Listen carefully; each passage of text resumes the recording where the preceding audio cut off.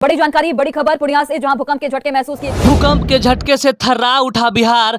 बिहार के कई उत्तर भारतीय जिलों में भूकंप का कहर देखने को मिला।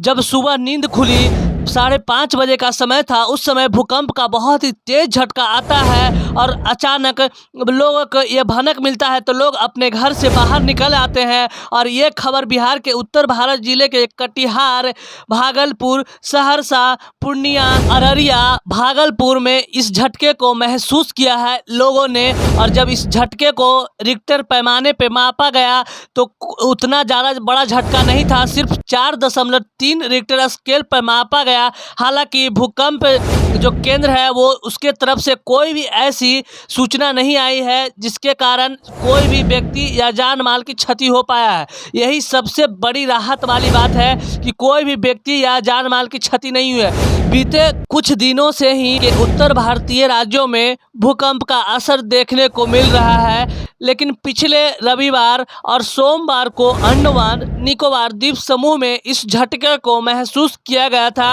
वहां पे रिक्टर स्केल 6 दशमलव कुछ का बताया गया।